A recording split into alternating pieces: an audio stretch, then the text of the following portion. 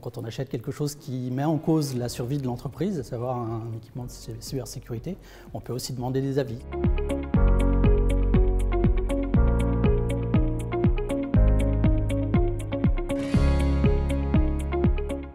Bonjour, bienvenue à la rédaction d'Aliency. Bonjour Pascal, ravi de Bonjour. vous avoir avec moi aujourd'hui pour parler d'un sujet qui nous passionne tous les deux, qui est la façon dont les entreprises et plus particulièrement les PME, les ETI, vivent la cybersécurité.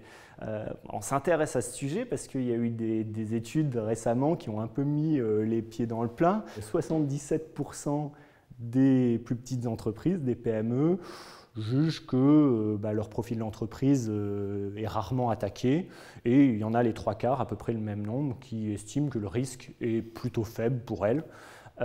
Donc on se retrouve dans une situation où la confiance règne et a priori pas pour des bonnes raisons. Pascal, vous êtes le directeur en France des activités de WatchGuard Technologies. Qui est un éditeur qui est spécialiste dans la sécurité des terminaux, du télétravail, des connexions sans fil, du Wi-Fi, autant de choses dont les entreprises et notamment les PME ont besoin. Et du coup, vous jetez un regard assez particulier sur ce paradoxe. On n'a jamais autant parlé de cyber. Ça n'a jamais été autant médiatique, il n'y a jamais eu autant d'attaques et pourtant les PME ont confiance. Alors ma première question, c'est moi aussi mettre un peu les pieds dans le plat, c'est mais pourquoi elles ont confiance comme cela? Très clairement, c'est un problème de perception. Les PME, les ETI ont très peu cette culture cyber et cette connaissance de quelles sont les attaques d'aujourd'hui et ce qu'elles peuvent faire. Et on voit beaucoup d'entreprises quand elles sont fait attaquer qui ne s'étaient pas fait attaquer avant. Et leur discours avant, c'était pourquoi elles se feraient attaquer, elles ne se sont jamais fait attaquer. Donc il y a un vrai problème de perception qui vient de la méconnaissance du domaine, d'un domaine qui évolue constamment. Et du fait qu'elles ne voient pas pourquoi elles se feraient attaquer alors qu'elles sont une petite entreprise en Alsace ou en Normandie et qu'il n'y a pas de raison qu'elles soient ciblées de leur point de vue. Oui, il n'y aurait pas de valeur à les cibler. On sait que plutôt la valeur est dans les yeux du criminel plutôt que dans celui qui se fait voler. Et il y a des conditions de la confiance qui sont acceptables. À quel moment on peut être serein en se disant qu'on ne va pas se faire attaquer comme elle semble le déclarer? Justement, en cybersécurité, on ne devrait pas être serein, on devrait être en constante vigilance, on ne devrait pas avoir cette fameuse confiance. Et se dire, c'est bon, j'ai un firewall, j'ai un antivirus, rien ne va m'arriver. C'est un domaine qui est en constante mutation, on le voit, les attaques ne sont pas les mêmes aujourd'hui qu'elles étaient il y a 5 ans et elles changent constamment. Ce qui fait que si on a confiance à un moment donné, il faut que le lendemain on ne l'ait plus en fait. Il faut toujours se remettre en question. C'est le principe de ce domaine et tant que ça n'est pas compris, ça n'évoluera pas. Alors, un problème qu'ont, je pense, les PME, les ETI même parfois, c'est qu'au final, il n'y a pas d'expert sécurité, cybersécurité chez elles. Au mieux, il y a un responsable informatique, et encore, pas toujours.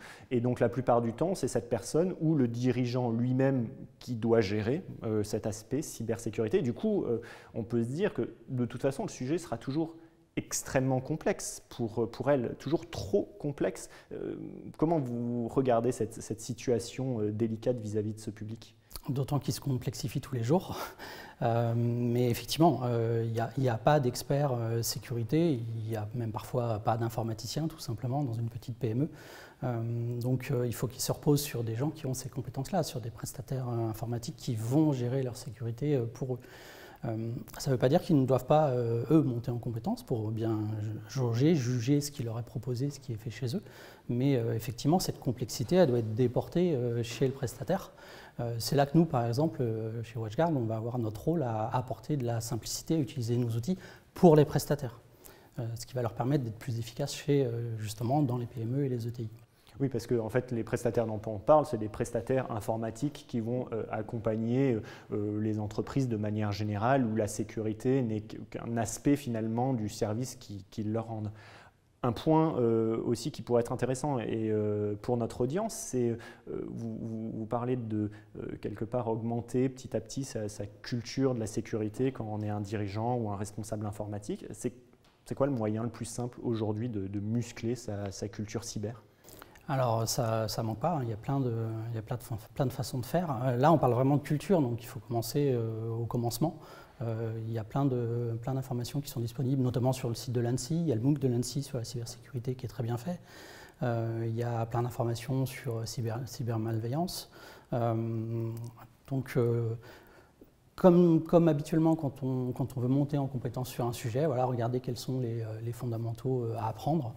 C'est quoi un firewall, c'est quoi un antivirus, mais pas que, aller un peu plus loin, comment les pirates fonctionnent, pourquoi ils fonctionnent comme ça. Donc ça, c'est accessible très facilement. Je pense que l'ANSSI a fait un travail magnifique dessus, donc il faut qu'il soit utilisé. Oui, on peut, j'imagine, s'abonner à une newsletter spécialisée qui, au moins, de temps en temps, fait une petite piqûre de rappel sur c'est quoi l'état de la menace, pourquoi on est concerné, etc. Ça a un double intérêt, les news, c'est qu'effectivement, on va voir quel est l'état de la menace, mais on va aussi voir comment elle évolue. Et c'est ça qui va permettre justement de ne pas avoir cette confiance, de voir comment les pirates évoluent, les nouvelles techniques qu'ils trouvent, les nouvelles vulnérabilités qu'ils vont utiliser, et pouvoir toujours se remettre en cause sur la sécurité qu'on a mis dans l'entreprise. Un autre point que je pense qui est intéressant de souligner ou d'expliciter un peu, c'est, on l'a dit, ce rôle auprès des PME, des ETI, qui est clé de l'écosystème, des prestataires notamment informatiques, mais aussi des experts, des prestataires experts en cyber comme WatchGuard en fait partie. Vous l'avez mentionné, il y a cette difficulté pour les entreprises de savoir finalement qui sont les gens sérieux, ceux qui font le job, de ceux qui finalement les mettent faussement en confiance, en cochant une case sur un document, en disant oh, la cybersécurité c'est réglé. Aujourd'hui, quand voilà, on en est au début de ce chemin de muscler sa culture cyber, comment on s'y retrouve finalement dans cet écosystème? On s'y retrouve comme on fait d'habitude quand on achète quelque chose. À titre personnel, quand j'achète quelque chose, je me renseigne sur le sujet, je regarde les avis. Je me fais mon idée, en fait, tout simplement, sans forcément être un expert, mais ça permet d'enlever quelques pots de banane, effectivement, qui seraient sur le chemin. Donc, quand on choisit son prestataire, il va y avoir des labels, des certifications. Par exemple, nous, on a une certification chez WatchGuard, il y a un label avec cybermalveillance. Donc, vérifier ces choses-là, qui sont, somme toute, assez basiques à vérifier. Et puis vérifier aussi autour de soi. Bien souvent, les prestataires informatiques de PME sont des prestataires locaux. Donc, moi, quand j'achète quelque chose, même si ça coûte 2 €, je regarde les avis. Donc, quand on achète quelque chose qui met en cause la survie de l'entreprise, à savoir un équipement de cybersécurité, on peut aussi demander des avis sur les prestataires, sur les outils qu'ils vont utiliser. Et c'est de l'hygiène de base lorsqu'on fait un achat. Donc, ça, c'est à respecter, tout simplement. Donc, les conseils, si on résume, de WatchGuard par rapport à cet enjeu des PME, évidemment, se renseigner sur la menace, quoi qu'il arrive, son évolution et ne pas garder trop confiance en soi, même si on a quelques outils, etc. S'intéresser à ce qu'officiellement il y a, ce que l'ANSSI fait, ce que les certifications, les labels qui existent, et regardez les retours d'expérience, les témoignages, il y en a de plus en plus, les entreprises sont touchées, il y en a de plus en plus, donc ça existe, des gens, des pairs qui peuvent vous aider à vous y retrouver. C'est quelque chose qui est aujourd'hui possible. Pascal, merci pour toutes ces explications, de nous avoir orientés, on va dire, voilà, sur cet enjeu majeur. Alors, tous les références qu'on a faites à différents points, vous pourrez les retrouver en dessous de la vidéo dans des liens qui vous redirigeront vers les petits guides, le MOOC et les labels en question.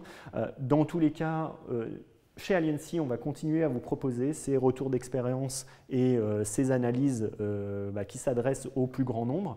On serait ravis d'en discuter avec vous. Si vous souhaitez témoigner, si vous avez des remarques sur ces enjeux-là, on est évidemment preneur. Que ce soit sur la question de la confiance, qui est un vaste sujet, celle de la culture cybersécurité et comment on l'augmente, et la relation avec les prestataires, parce que c'est un point critique. Essentiel.